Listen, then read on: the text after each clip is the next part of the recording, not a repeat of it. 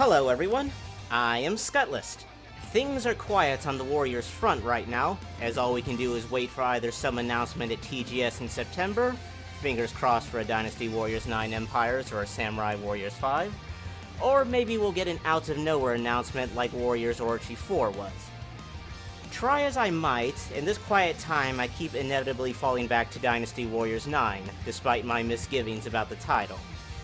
Though as someone who pre-ordered the game and was playing day one, it has been quite an experience to reflect on all the changes and updates the game has gotten. I can give Koei some props for their efforts to make this game work when some other companies would have likely tried to sweep something like this under the rug. This isn't a good game, and I will make no attempt at sugarcoating the end results, but with so many patches, all 3 season passes over, and presumably no more updates barring some final DLC like this racing gear, I think now might actually be a good time to look back on Dynasty Warriors 9 and ask ourselves, what here is good, what improved with time, and what here is irreparably wrong. First and foremost, let me get what I feel are DW9's positives out of the way. Because there are some good things about this game.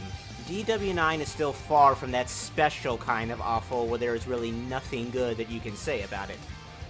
Dynasty Warriors 9 actually does do very well with its storytelling, and is for the most part a welcome improvement over DW8, which was itself a step back from DW7, though doing some here and there things better. In particular, I feel the Wu faction, or is it the Ooh faction? One more for the glory of Ooh!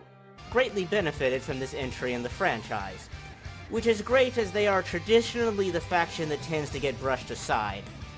Sun Quan feels much more effectively written here, having much better character development than he's usually given, which benefits Wu as a whole.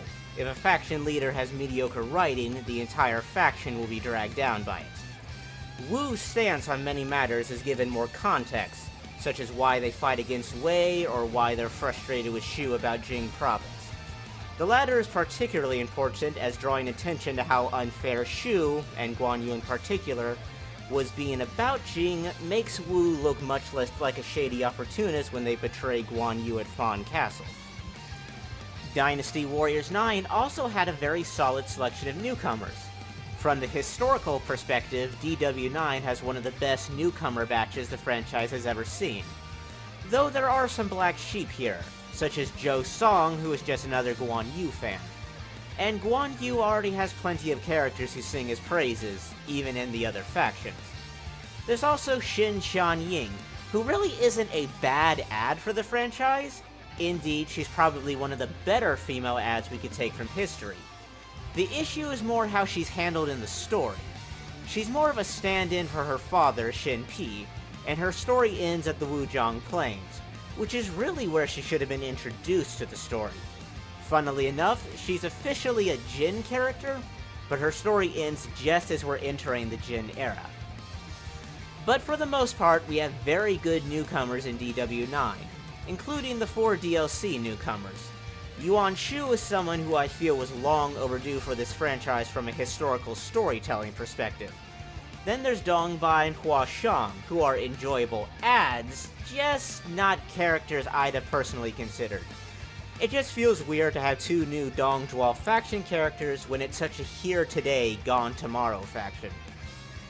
It'd be like if the next Samurai Warriors saw fit to give us several Imagawa characters, even though being defeated at Okihazama is generally the Imagawa's only important role in Samurai Warriors, barring hypothetical storylines. Then there's Photo Mode. I'm not a pro at these sort of modes in video games, and I'm in awe at some of the pictures I see that people have taken on Twitter, but I've had fun taking my own screenshots. While Koei did annoyingly over-focus on the mode for a time in its patches for the game, it's definitely one of the deeper photo modes I've seen in gaming, and a feature I'd honestly like to see return in the next main Dynasty Warriors installments, or maybe even become a consistent feature in all future Warriors games. Most of my remaining praises for Dynasty Warriors 9 are very, very minor issues, such as siege weapons being moved around and operated by soldiers rather than just magically moving on their own. Very small points that don't really affect overall game quality, though they are things that I hope stay when we get to Dynasty Warriors 10, and they don't do what they did with Dynasty Warriors 7, and just throw out each and everything that the previous negatively received entry in the franchise did. Now, on to the negatives. Most of these issues have been alleviated to some degree with Koei's various patches for the game, but no problem has really been resolved. With all the reviews of Dynasty Warriors 9, quite a lot of the things I say here might be things you've already heard, but let's go over them anyway. The open world. Dynasty Warriors 9 has the honor of having one of the most barren open worlds I've ever encountered. Dull, bland plains as far as the eye can see. To be fair, by my understanding, China was indeed rather barren during this time period. But if the history that Dynasty Warriors is based on dictates that the open world will be like this, then it seems to me that the better option for overall game quality would have been to not go open world. While most of DW9's open world is indeed just more the same, there are a few visually distinct locations in the game. One example being the non-Zhong jungle that the non-men live in. However, these more distinct areas tend to either be locations you have no reason to visit, or you have only a short time where it's relevant to the story for you to visit. The general sameness of the open world feels even more noticeable, seeing as the early era Wei, Wu, and Shu characters will all be spending an extensive amount of time in the same general area. The open world also makes the actual battles take a severe hit. Whereas in the past the battles were given unique maps that helped give them their own atmosphere, here in DW9 you're mostly just fighting around the same open plains and the same copy-pasted forts. The biggest, most climactic battles in the time period feel more like a series of unconnected skirmishes. Certain big-name locations like Xuchang are at least given unique designs, but many of these are capital cities and don't really feel like they were designed with a battle in mind, despite the fact that all of them are involved in battles throughout the story. Chengdu and New Hefei Castle were some of the only locations that I felt that the developers designed with the express purpose of characters fighting throughout them. Koei's patches did address some of the open world's problems, giving us more fast travel locations and a few more things to do out in the world. And they also fixed some really bad bugs, as it used to be very easy to get stuck on the terrain and required you to quit back to the menu. But it didn't put a dent into the many core issues with the open world. I kind of got the sense with the patches that the developers might be somewhat regretting the decision to go open world, but nothing short of a new installment will really fix this. It would be a lie to say that there aren't some good eye-catching areas in the open world. A few locations in the game actually are fairly pretty. Though I may be a shred biased, I'm very fond of pictures of lakes and seas and such, and most of the areas in the open world I do like are related to bodies of water. Then there are the hideaways dotted around the open world. And I should get this out of the way because I'm going to sound cartoonishly nitpicky here. Why are they called hideaways? Barring maybe a moment or two in the Shu storylines, there's never really a point where you're really in hiding. It would have been better to just call them homes, or retreats, or something to that effect. Anyway, hideaways are your in-game homes. There's typically one right outside of major cities, and there are also hideaways in less obvious locations as well. You can furnish them, invite other officers to them, and most importantly, fast travel to them. Outside of fast traveling, I only ever saw the hideaways as a way to get a few PSN trophies. I have the platinum, incidentally. Pay money for more furniture and exterior designs? No thank you. The hideaways were the focus of a few of Koei's patches, such as the fact that we can now have pets roaming around inside your hideaway. It's a quality of life update that you'll probably stop caring about after a day or so, but it is a neat little thing that was added. Overall, the open world was likely the biggest mistake with Dynasty Warriors 9. If Koei wants to do something vaguely open world-like in the future with the Warriors games, they should look at what Samurai Warriors Spirit of Sonata did. Enclose defined battlefields for the meat of the gameplay experience, and town and city areas for aid in storytelling. But if they went this route, I'd like them to drop Spirit of Sonata's exploration maps. Too small in scale, too little variety in your objectives, and were easily spared of Sonoda's weakest point. I believe city areas that serve as a central hub between battles is something the Dynasty Warriors could benefit from. It would fit naturally alongside the pre-battle camps of DW7 and 8, which I also hope come back, and all 4 of the major factions have their own capital city to serve as their own central hub. So in essence, city areas that serve as central hubs, pre-battle camps right before a battle, and the actual battlefields themselves are, in my estimation, how the next Dynasty Warriors game should be built. Really, the only thing that keeps me from completely writing off the open world is that I think that DW9's open world, as flawed as it is, could work well in an Empires title. I'd be fine with letting this open world have a final hurrah in a Dynasty Warriors 9 Empires before being shelled for good. I won't claim that open world couldn't have worked with Dynasty Warriors. Perhaps if they brought in a team that specializes in open world games, they could have made this work. But on the other hand, I don't think every franchise needs to try and go open world.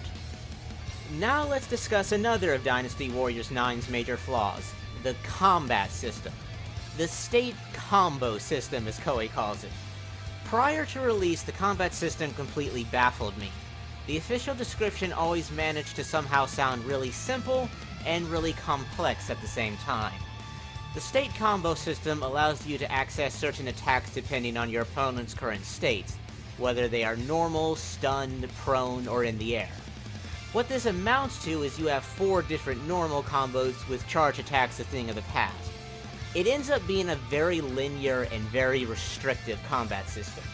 The only thing that you can use independent of your normal strings are your 4 trigger attacks and your musos. I traditionally feel that freedom to use your attacks as you see fit is a very important ingredient in a video game's combat system. To be denied from using your attacks for something as arbitrary as the enemy not being in a certain condition is something I would describe as anti-fun. It also stifles potential innovation with your combos. If I can't deviate from how the developer wanted me to do it, and I can't try to use an attack unorthodoxly, there is a severe limitation to how much I can experiment, and in turn, how much I can enjoy it. In contrast to the old combat system, if there was an attack that I wanted to do, it was simply a matter of getting to the point in the character's combo where the attack could be done, irrelevant of what state the enemy was currently in. This new combat system actually manages to make most weapons feel the exact same. While much can be said about weapon clones in DW9, that almost feels like a non-issue when the state combo system makes every character fight largely the same. Minus the notably slow iron club, or the somewhat awkward fan sword, no weapon really felt different as I played, and believe me, I tried every single weapon. Fixing the state combo system is simple.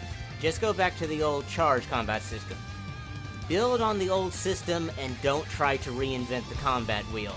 Last time we tried to reinvent the wheel, we got Rinbu, and we all know how that turned out. And it seems even Koei are well aware of how negatively this new combat system was received.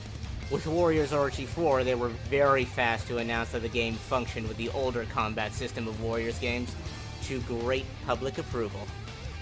Moving on, let's talk about story progression in this game. Dynasty Warriors 9 is the first game to have individual character stories since Dynasty Warriors 6. However, in function, the best way to describe DW9 story mode is kingdom storylines disguised as individual character stories. When you play a character's story in DW9, your character will be involved in pretty much every battle your faction was involved in during your character's lifetime, regardless as to whether your character should be there.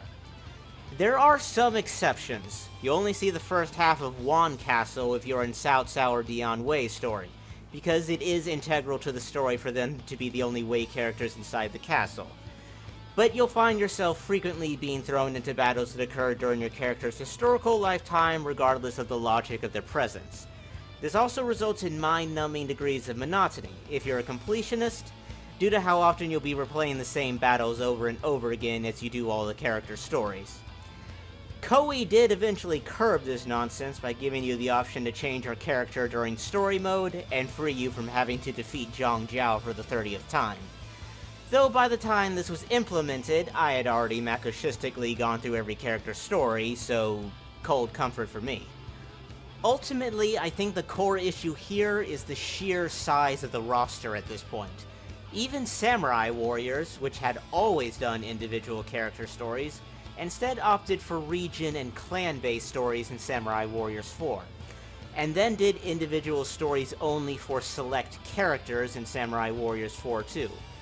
The roster of Dynasty Warriors and Samurai Warriors are both too big for individual stories to really be a fun way to progress in these games anymore.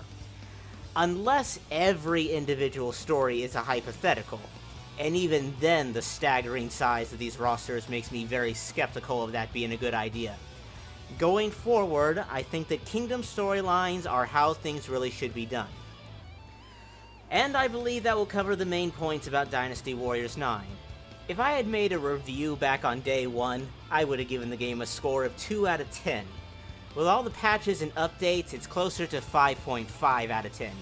But it's still a game I'd recommend you get only if you have a sense of morbid curiosity. And I can only hope that things will be better in the next main installment.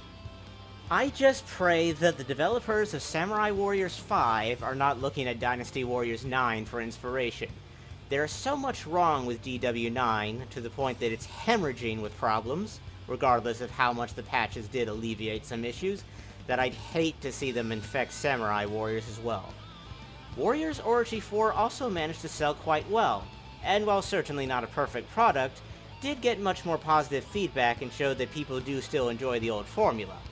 Or at least, they like the old formula of the alternative as Dynasty Warriors 9. I, of course, don't want to see the Warriors games stagnate. I want them to build upon and improve what they have. But we need to also always bear in mind that some changes are too radical, and some changes just don't fit the genre.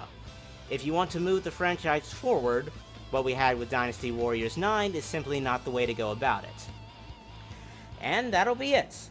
Hopefully soon we'll have a new Warriors product to be excited for, but until then, I thank you all for watching, and I'll see you next time.